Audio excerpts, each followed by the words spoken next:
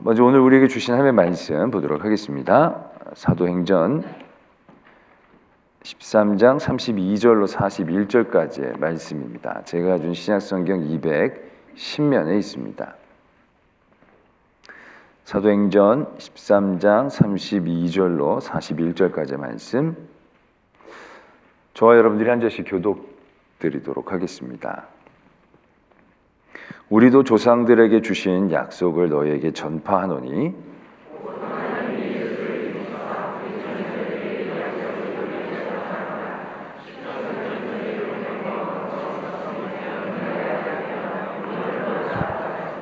또 하나님께서 죽은 자 가운데서 그를 일으키사 다시 썩음을 당하지 않게 하실 것을 가르쳐 이르시되 내가 다윗의 거룩하고 미쁜 은사를 너에게 주리라 하셨으며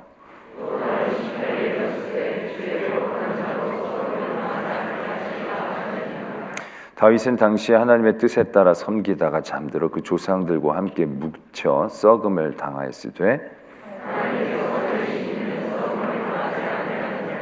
그러므로 형제들아 너희가 알 것은 이 사람을 힘입어 죄사함을 너희에게 전하는 이것이며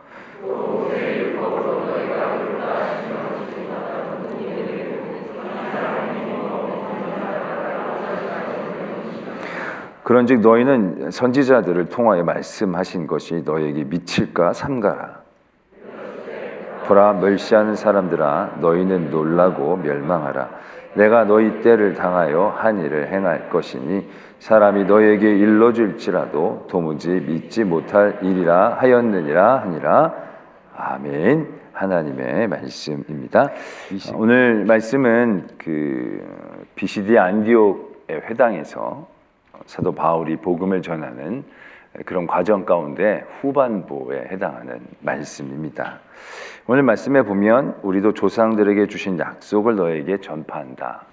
하나님이 조상들에게 주신 그 약속은 조상들에게만 주신 것이 아니라 지금 이 말씀을 듣는 이들 또한 우리에게도 계속적으로 유효된 그런 약속이다라는 것을 깨닫게 되는 거죠. 지난번 말씀을 드릴 때도 이 약속이라는 것은 그만큼 하나님께서 꼭 들어주신다라는 것에 대한 확증이기 때문에 약속이 얼마나 귀하고 또 우리에게 정말 복된 것인가라는 것을 다시 한번 깨닫게 되는 대목이다라는 거죠. 그러면서 오늘 말씀이 이렇게 이어지죠. 하나님이 예수를 일으키사 우리 자녀들에게 약속을 이루게 하셨다 함이라. 시편 2째 편에 기록된 바와 같이 너는 내 아들이라 오늘 너를 낳았다 하셨고 라는 말씀이 있습니다. 저는 이 말씀을 묵상하면서 다시 한번 깊게 깨달은 것이 있습니다. 우리가 약속이다라고 할 때 우리가 약속은 쉽게 지킬 수 있는 일들을 약속하지는 않을 겁니다. 내가 내일 밥 먹는 걸 꼭 약속할 필요는 없죠. 자연스럽게 편안하게 일어나는 일들은 약속을 안 해도 진행이 됩니다. 그러나 뭔가 힘들고 무리하고 애써야만 하는 일들, 그런 일들을 이루기 위해서 우리는 약속이란 것을 하게 될 때가 많이 있는 거죠. 오늘 하나님께서 우리에게 약속이란 걸 해주셨습니다. 우리는 그 약속이라는 것을 늘 우리 편에서만 생각하게 되는데 오늘 하나님께서 너는 내 아들이라 오늘 내가 너를 낳았다 라고 말씀하시는 부분에서 예수 그리스도를 하나님께서 오늘 우리에게 보내주신 그 과정들이 다시 한번 더 깊게 다가오게 되었다라는 얘기죠. 우리는 그냥 하나님 편에서 하는 일들은 다 쉬울 것 같은 생각들을 하게 됩니다.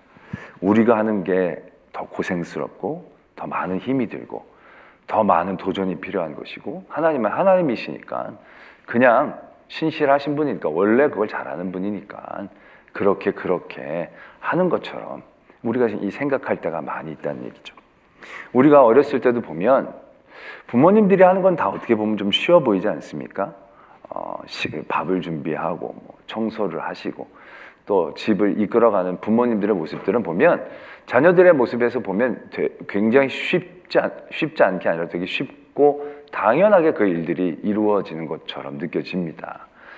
반면 자녀로서 내가 해야 되는 것들은 늘 힘들어요. 방 청소 하나를 하라는 것도 너무너무 고생스러운 것 같고 힘든 것 같고 뭔가 많이 넘어서야만 되는 것 같고 공부를 열심히 해달라고 주문하고 당부하는 것도 보면 나는 정말 열심히 뼈 빠지게 하는 것 같은데 우리 엄마는 잔소리, 말만, 입만 하는 것 같고, 뭐 그런 느낌을 받을 때가 참 많이 있습니다. 그러나 그런 과정 가운데에서 부모가 되어진 분들은 그것을 깨닫게 되시는 거죠. 하나하나 우리가 예전에 우리 부모님들이 하시는 것처럼 그것들을 바라보듯이 쉽게 이루어지는 것은 없다라는 얘기죠. 가장이 되어져서 가정을 이끌어가는 게 그냥 결혼하고 시간만 지나고 돈만 번다고 되는 건 결코 아니라는 거죠. 아이들을 대할 때 아버지들은 아이들을 하나도 안 무서워하고 막대하는 것 같지만 아버지가 되어 보면 아이들이 무서울 때가 있어요. 겉으로는 티를 안 내지만 아이들이 겁나서 아이들을 피하려고 할 때도 있음을 스스로가 발견하는 거죠. 그게 그렇게 쉬운 게 아니라는 겁니다. 아이들에게 싫은 소리를 하고 얘기하는 것 자체도 과정들이 막 내 아들이니까 내 마음대로 막 이런 게 아니라 그 한 번 혼을 내기 위해 얼마나 많이 고민하고 또 망설이고 또 혼내고 난 다음에 얼마나 서먹서먹해지고 마음이 아프고 괴로운지 그 입장에서 서보면 그게 한번 혼내고 그냥 아버지 뒤만 돌아서면 깨끗이 해결되어지는 그런 과정이 아니다라는 것을 느낄 때가 참 많이 있다라는 거죠. 아내를 대할 때도 그냥 뭐 남편이라고 다 되는 게 아니에요. 어떻게 보면 힘도 세고 나이도 많고 내가 돈도 벌어다 주는 것 같은데도 하나도 나는 권리를 주장하지 못하는 것 같고 늘 무섭고 두렵고 눈치 보는 내 스스로를 바라보면서 자괴감을 느끼는 여러분들이 있지 않느냐는 거죠. 나를 갑자기 씩 웃으면서 나를 자꾸 내 얘기를 하는 게 아니라 여러분들의 얘기를 하는 거예요. 여러분들 보면 다 얼마나 부인, 권사님, 집사님들을 무서워하는지 내가 말도 못해. 내가 말을 안 해서 그렇지 정말 눈물 없이는 들을 수 없고 같이 있기가 어려운 분들이 많아요. 뭘 하나를 해도 늘 부인, 권사님 무서워서 뭐 집사님 무서워 이런 얘기를 많이 들을 때마다 참 안타깝다라는 생각들이 많이 들어요. 그래서 우리 교회에서 이번에 파더 와이즈를 준비했습니다. 파더 와이즈를 통해서 담대한 남편, 지혜로운 아버지가 되어질 줄로 믿습니다. 그 자리에 서보면 그게 그렇게 쉬운 게 아니라는 걸 깨닫는 거죠. 어머니들도 아이들을 밥 해주는 게 그냥 부엌에만 가면 그냥 절절로 오늘의 메뉴가 착착착착 떠오르고 해주는 게 아니에요. 늘 아침을 지으면서도 고민하고 생각하는 게 그거예요. 점심에 뭘 해줄까라는 거예요. 점심에 뭘 해줄까. 점심을 할 때도 또 저녁에 뭘 해줄까. 그 메뉴 짜는 게요, 여러분들 말도 못하게 힘들고 숨 막히는 일일 것 같은 생각들 하게. 마치 제가 설교를 준비하는 것과 같은 어떤 스트레스가 아닐까. 그런 어려움들 쉬운 게 아니죠. 청소를 한다는 것도 보면 청소라는 게 단 2글자로 끝나지만 2글자로 끝나기는 어려운 수없이 많은 과정들과 단계들이 그 안에 있잖아요. 청소를 해도 뭐 마루나 부엌이나 화장실이 다 달라요. 그죠? 청소해야 되는 게 또 마루의 베란다나 장틀이나 또 찬등이나 뭐 그 순간순간 청소해야 될 게 많고 철이 지나면 이불 바꿔야죠. 커튼 바꿔야 되죠. 여러분들이야 뭐 그냥 한번 쓰고 수건 막 쳐박지만 그 수건 다 빨아 다시 개서 넣어야 되죠. 뭐 굉장히 그 일들이 저절로 돌아가고 쉽게 돌아가는 게 없어요. 다 정말 피와 땀으로 이루어지는 일들이 대부분의 일이에요. 근데 우리 어렸을 때는 그냥 어머니는 걸레 하나만 잡으면 청소가 끝나는 것처럼 보이는 거죠. 주걱만 들면 그냥 밥이 뚝딱 떨어지는 것처럼 보여지는 거죠. 그러나 세상에 그렇게 간단하게 이루어지는 일은 하나도 없습니다. 그렇게 막 되어지는 일들 하나도 없습니다. 그 모든 일들 가운데는 얼마나 많은 수고와 애씀이 있어야 되는지를 많은 분들은 지금 깨닫고 계시고 앞으로도 깨달아가게 될 것입니다. 마찬가지입니다. 하나님은 하나님이시고 전능하신 하나님이시기에는 맞습니다. 그러나 하나님이 우리를 향한 약속이라는 부분들을 이루어내셨을 때 그런 부분들이 그냥 하나님이라서 쉽게 되어지는 일들은 아니었다는 사실들을 우리가 깊이 깨달아야 합니다. 왜? 약속이기 때문에. 저절로 되어지는 일이라면 하나님이 약속하지 않았겠죠. 그냥 하나님이 쭉 갔다가 그냥 주시면 되겠죠. 그러나 하나님도 우리에게 약속하신 거예요. 너희들이 어떠한 상황, 어떤 환경, 어떻게 죄를 많이 진다 할지라도 나는 너희들을 절대 버리지 않겠다. 하나님도 그 약속을 하시는 거예요. 그 약속 가운데 하나님도 그 약속을 지키시기 위해 애쓰고 힘쓰시는 거예요. 예수님이 33살에 내려오셔가지고 그냥 3년 하든지 아니면 그냥 고난주간만 지나시고 십자가에 못 박혀 죽으시면 되잖아요. 그런데 굳이 말구일간의 아기로 태어나셨다는 거죠. 그리고 모든 성장 과정들을 함께 나가셨다는 얘기죠. 인생의 가장 화려한 시간들 헌신하고 가장 아름다울 때 하나님께 또 그 생명을 바치는 일들을 하나님의 아들이신 예수 그리스도께서 하셨다는 겁니다. 그런 과정 가운데에서 하나님은 너를 낳았다라고 말씀하시는 거예요. 우리가 해산이라는 것들을 떠올려 보면 알 수 있겠죠. 낳은 것이 그냥 막 낳은 게 아닌 거죠. 옆구리로 튀어나온 게 아닙니다. 어떤 그 해산하는 과정들이 낳았다라는 말 안에 함축되어 있다는 사실들을 우리는 분명히 깨달아야 한다는 것이죠. 예수님이 하나님 아들이신 예수님이 이 땅에 오시는 것이 하나님으로부터 낳은 거예요. 낳은 거. 뚝 떨어진 거 아니고 내려오신 것도 아니고 낳은 것이에요. 그만큼 하나님의 편에서도 그 모든 일들을 이루실 때 우리를 위해 애써 주셨다는 거예요. 우리를 힘써 주셨다는 거예요. 그런 과정들에 대하여 우리가 깨달을 때 우리가 하나님께서 우리에게 주신 약속이 얼마나 무거운가를 더 깊이 깨닫는 거죠. 쉽게 하나님이 하실 수 있었던 일이었다라고 한다면 그 약속도 굉장히 가벼웠을 거예요. 그러나 그게 쉽게 할 수 없는 일이었음에도 불구하고 해주셨을 때 우리에게 주신 그 약속의 무게감은 더 깊게 느껴질 수밖에 없는 거죠. 뭐 찍찍해가지고 주는 거 그건 뭐 별거 아니겠죠. 그러나 정말로 피로 젖고 눈물로 싸고 그래서 그 약속을 지키기 위해 우리에게 주셨다고 한다면 그것이 얼마나 무게감이 있는 일인지 얼마나 그것이 우리에게 귀한 일인지를 더욱더 깊이 깨달아갈 수 있게 된다라는 사실이죠. 하나님은 그래서 우리에게 약속이라는 걸 해주신 거예요. 그냥 쉽게 된 게 아니라 이걸 지키기 위해 나도 애쓰고 힘쓰는 것이다.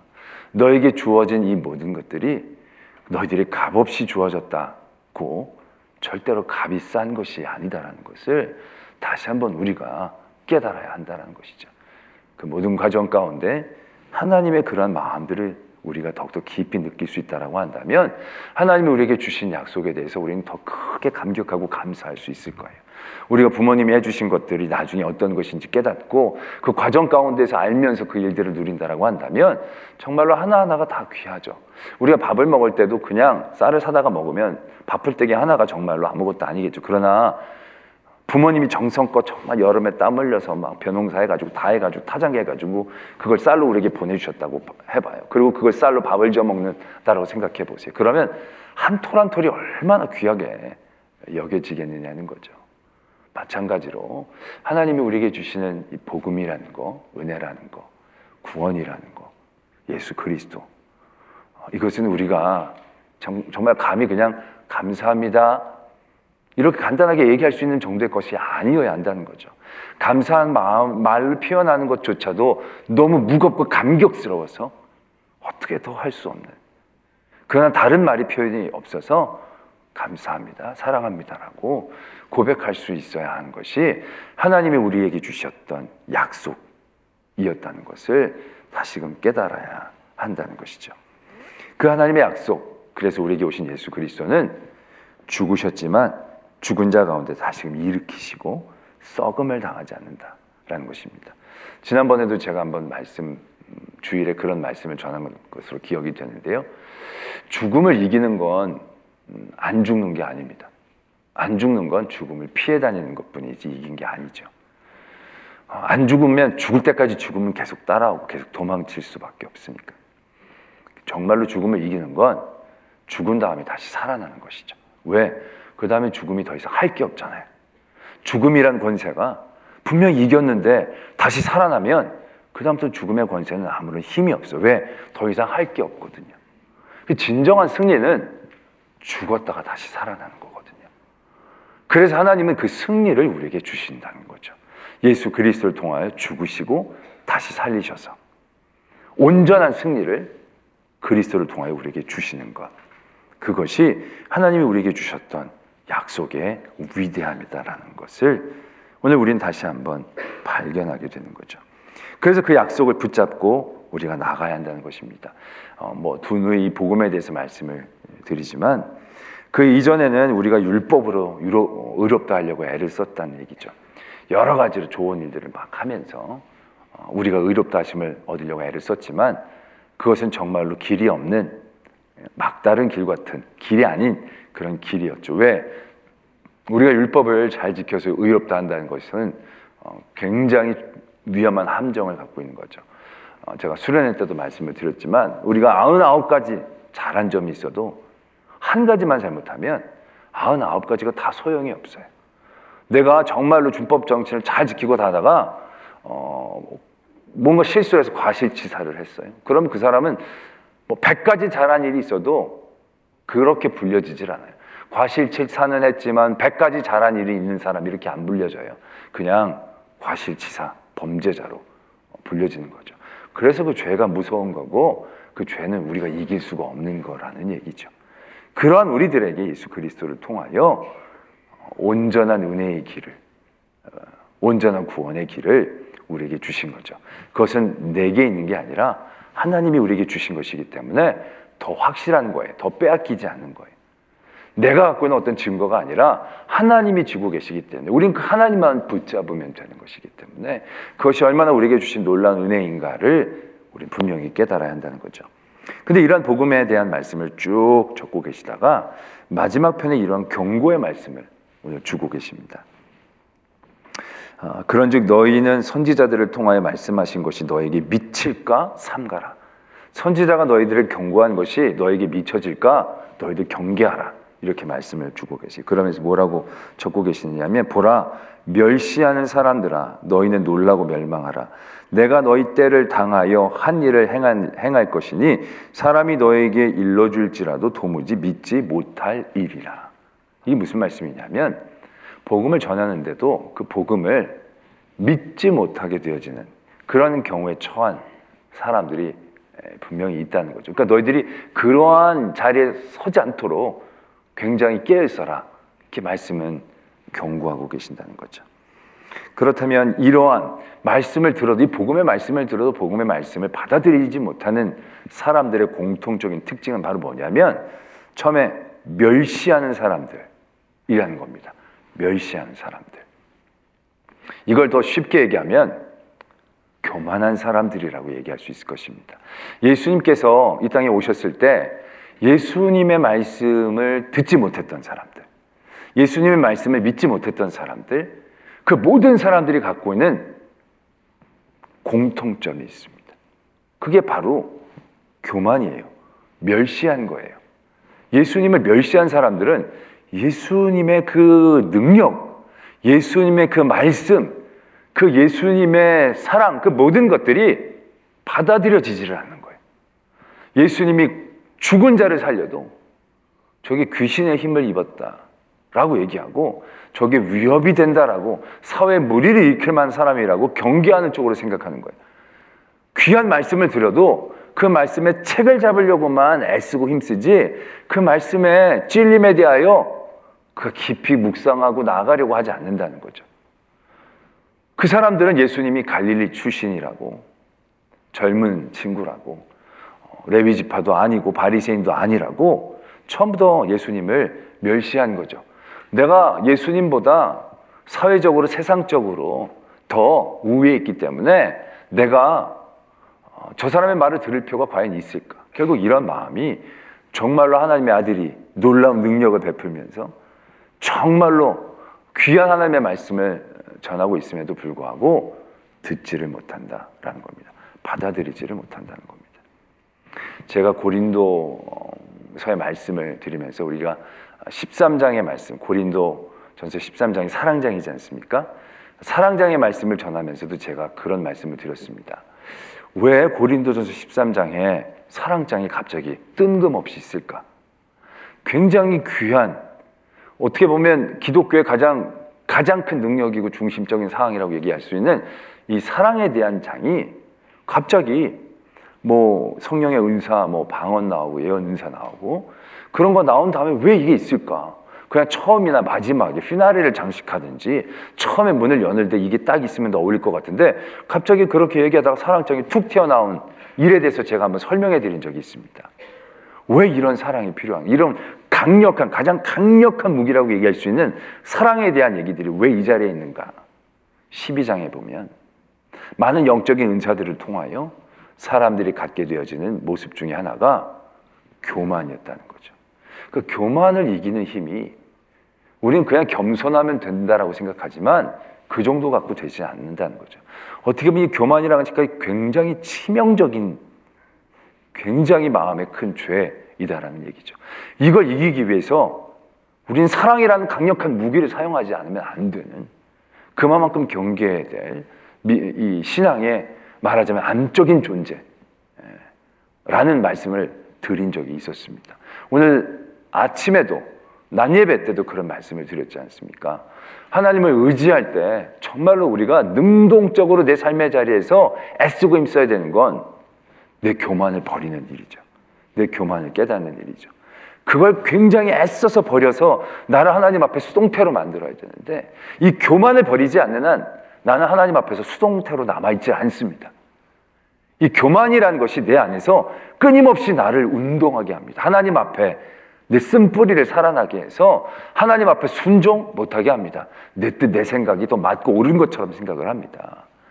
그리고 하나님 앞에 나를 맡길 때도 늘 나는 하나님의 더 옷자를 잡든지 목을 잡든지 내려놓는데 안 내린다고 내가 애쓰고 힘쓰는 그런 굉장히 치명적인 모습이 되어지는 게 결국 우리의 교만이에요. 내가 누군데, 내가 얼마나 이런데, 내가 얼마나 의로운데, 내가 얼마나 옳은데, 내가 여태까지 얼마나 맞게 살았는데, 내가 여태까지 한 건 틀린 게 하나도 없는데, 내가 다 맞았는데, 결국 그런 생각들이 하나님 앞에 온전한 의지함과 의지함으로 얻는 평강을 누리지 못하게 하는 굉장히 심각한 암적 존재라는 것, 말씀을 드린 거죠.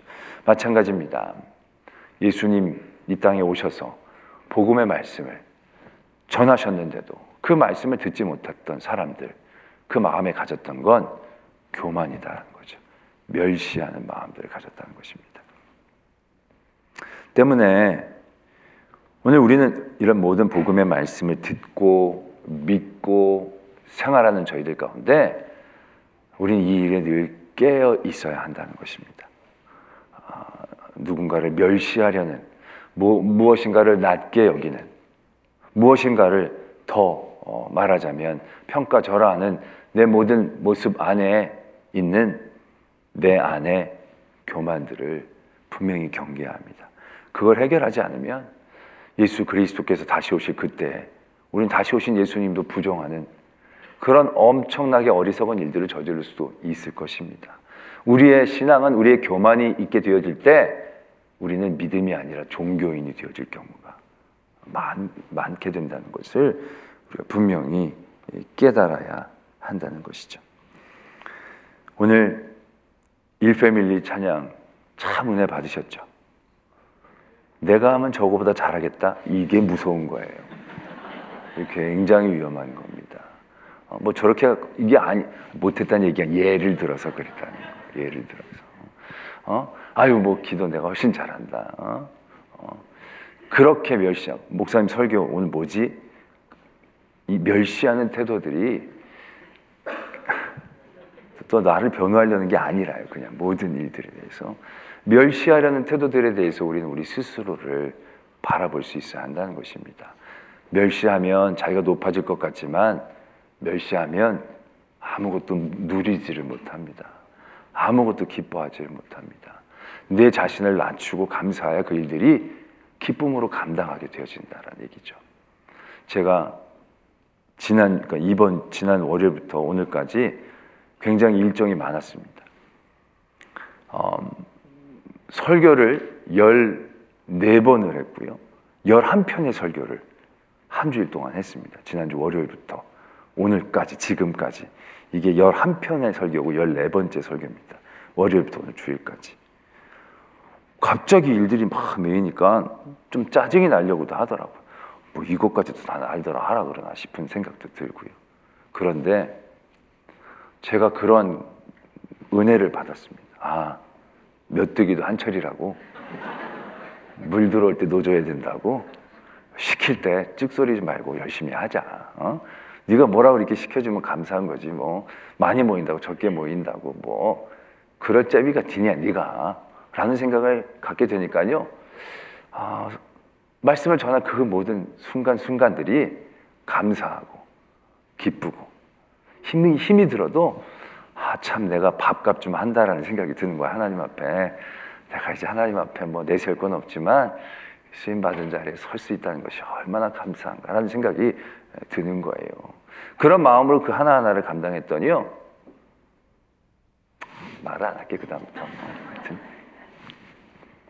하여튼 할렐루야. 자기가 높아지고 누군가를 멸시하고 판단할 수 있는 자리에 있으면 좋을 것 같지만 그 자리에 있으면 불행해집니다. 그 자리에 있으면 온전히 기뻐하지 못합니다.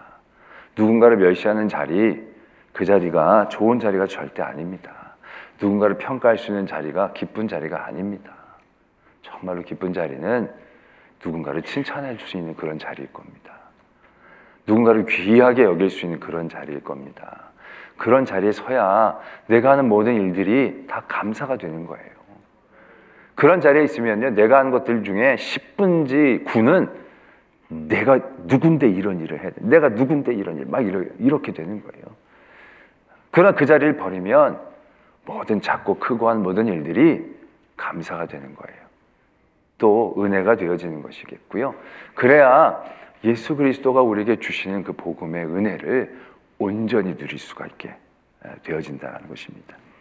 오늘 우리에게 말씀하신 것처럼 그 복음의 은혜가 얼마나 귀한 것인지를 깨닫고 또 그 복음을 전할 수 있는 은혜의 자리에 서기 위해서 더욱더 겸손이 아니라 우리의 현주소를 바르게 깨닫고 하나님의 은혜로 이 쓸데없는 자가 하나님의 구속함을 받았으니 더 믿고 의지하며 나아가야겠다, 그렇게 고백할 수 있는 저와 여러분들이 되어지기를 소망합니다.